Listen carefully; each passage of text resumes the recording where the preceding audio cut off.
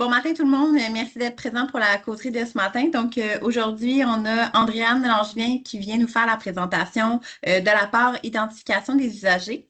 Donc l'enregistrement est parti, donc n'hésitez pas si jamais vous avez des chefs ou des collègues qui ne peuvent pas être présents ce matin, il y a la possibilité d'aller le réécouter là, sur YouTube ou dans le lien directement de la conversation. Donc Andréane, je te laisse la parole pour la présentation. Merci beaucoup d'être là.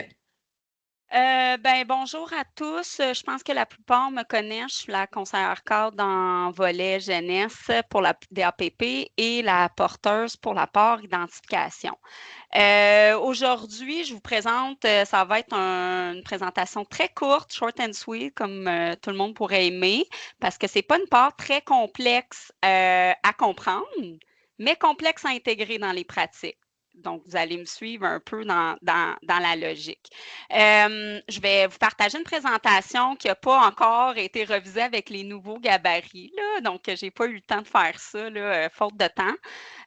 Par contre, la politique est actuellement en révision, donc j'attends juste l'approbation pour faire une formation complète et narrée dans les prochains mois. Elle ne sera pas prête pour la visite de septembre, mais juste pour vous dire qu'il y a des choses qui s'en viennent par rapport à la part identification.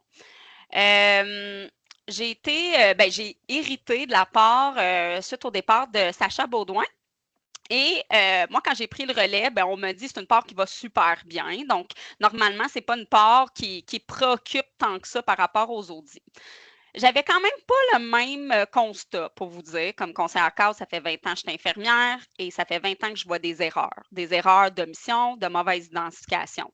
Vous êtes d'accord que malgré que les résultats sont beaux, on nous dit des erreurs graves. Et les erreurs graves peuvent être vraiment porter préjudice à nos usagers, notamment non seulement au niveau de la confidentialité, mais au niveau des événements sentinelles, si on parle à traitement ou administration des médicaments. Donc, aujourd'hui, je vous présente brièvement la présentation et l'emphase vers quoi on veut aller porter. Heureusement, Agrément Canada a fait des mises à jour récentes, puis c'est ces mises à jour-là qui vont s'inscrire dans la nouvelle politique. Au niveau d'inscrire dans les pratiques, de sensibiliser, oui, il y a les identifiants uniques, oui, c'est de faire la double identification, mais c'est les moments que je dois le faire et de le faire en continu. Ça fait du sens? OK. Donc, rapidement comme ça, je vais vous présenter les principes de base, les identificateurs et les sources, les aides-mémoire, les audits, la conclusion. Ça devrait être top chrono, 15 minutes. Donc, la part d'identification des usagers, c'est un processus qui permet justement de bien identifier l'usager et de s'assurer qu'il y a une adéquation avec les interventions tout au long du continuum de soins ou de services. Donc, cette part-là, elle touche tout le monde, tous nos professionnels, nos intervenants. Dans le fond, si on veut la résumer, c'est qu'on doit utiliser 2 identifiants uniques à la personne et non la source seulement. Donc, parfois, il y a des professionnels, « Ah, je regarde le bracelet, ça marche. » C'est quoi que tu regardes sur le bracelet? T'as-tu identifié ton usager? Pourquoi? Pour, comme je vous ai dit, éviter des erreurs d'inattention, de mauvaise identité, puis qu'on s'assure, dans le principe de base, quand vous allez le véhiculer à vos employés, le petit slogan suivant, on veut le bon soin à la bonne personne au bon moment. Donc, c'est pas plus compliqué que ça.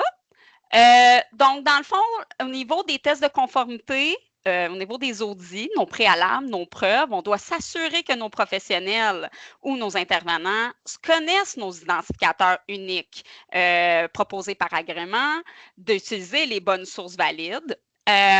Et de le faire dans toutes les interventions à haut risque.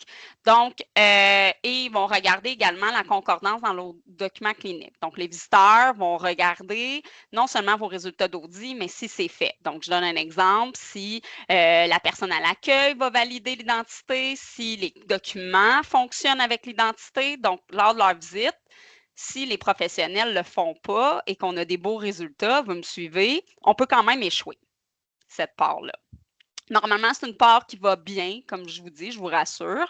Donc, la politique est disponible dans notre intranet et sera les petites mises à jour vous seront transférées probablement début septembre parce que là, il n'y a pas de comité de direction d'ici là. Les identificateurs uniques, c'est ceux que vos professionnels doivent maîtriser. Donc, c'est le numéro d'assurance maladie, la date de naissance, le nom, le prénom, le numéro de dossier, le nom d'un parent, l'adresse, seulement si elle est confirmée par l'usager, parce que ça peut changer le visage de l'usager si c'est ou une photo récente. La reconnaissance du visage, ça compte pour 1 si on connaît bien l'usager. Donc, on doit obligatoirement avoir un autre identificateur. Les sources, encore là, c'est l'usager lui-même, s'il a moins de 14 ans, sa famille, la carte RAMQ, une pièce d'identité avec photo, le bracelet, une tierce personne ou une photo en couleur récente. Ça va jusqu'à maintenant? C'est toutes des choses que vous saviez déjà? Oui? Non? J'ai l'impression de parler en monologue, mais ça me fait plaisir. Donc, évidemment, on ne doit pas biaiser la validation ou la double identification en suggérant des réponses. Donc, on demande de s'identifier plutôt que de dire l'identifiant à l'usager. C'est ici que ça coince au niveau de la durée de la validation. C'est pas à cause que je fais ma première tournée, que j'ai validé l'identité, que ça compte pour toujours. Donc, vous me suivez? Donc, ça doit s'inscrire dans le continuum, ça doit s'inscrire, oui, dans un premier service, si je pense au service courant, mais si je suis dans l'épisode de soins, on doit la refaire avant chaque intervention à risque élevé. Donc, les interventions à risque élevé, c'est tout ce qui est administration des médicaments, chirurgie, examen de radiologie, une prise de sang. Bon, là, je n'ai pas d'autres exemples, là, mais bref, toute technique, quelle que soit, on doit valider l'identité.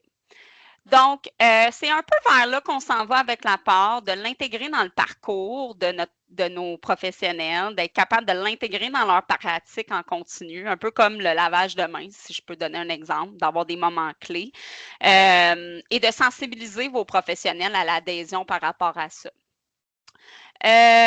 Donc, il y a d'autres circonstances par rapport à l'identification. Donc, si jamais il y a un congé, un déplacement du nouveau-né, la distribution des repas, l'entrée et la sortie à la morgue, évidemment, l'installation et la réinstallation d'un bracelet, la prise de photos ou un transfert d'usager.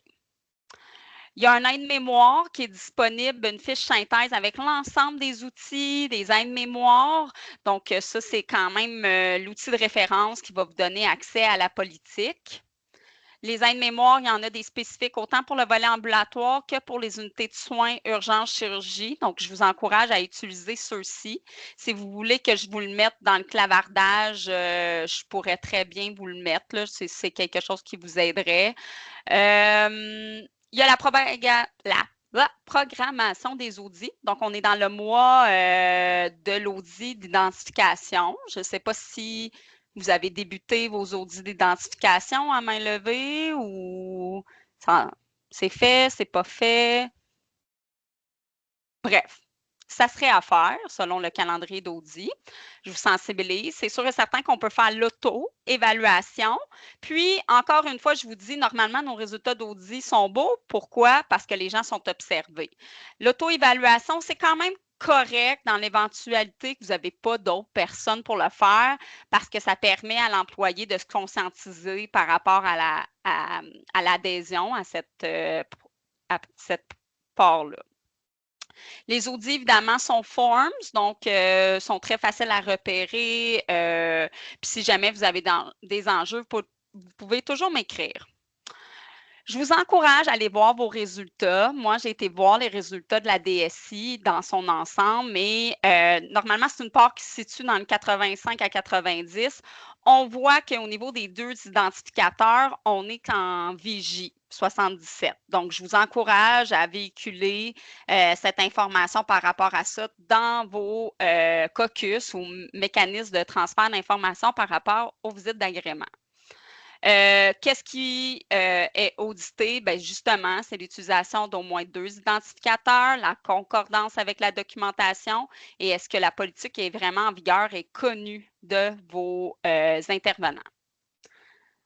Aussi, comme je vous disais, une autre recommandation que j'aurais, c'est de sensibiliser vos professionnels avec vos résultats d'incident par rapport à certaines erreurs d'identité de l'usager. Ça nous donne vraiment le portrait dans votre unité, s'il y a une adhésion ou pas à l'apport. On me suit?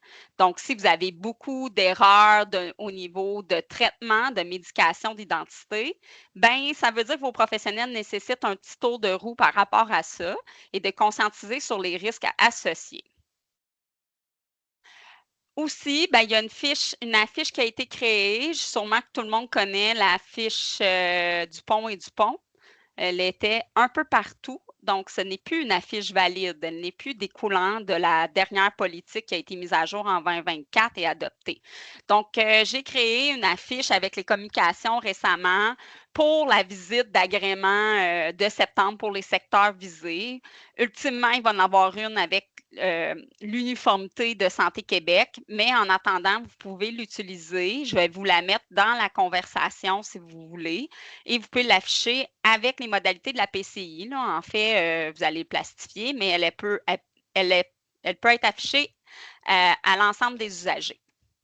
Et ça peut vous donner un mécanisme de résumé pour vos équipes si vous voulez aussi l'utiliser à titre de médium de communication. Bien, j'aurais terminé. Si vous avez des questions, commentaires, suggestions, ben, je suis disponible. Ben, sinon, vous pouvez toujours m'écrire via courriel ou Teams. Je suis disponible pour vous.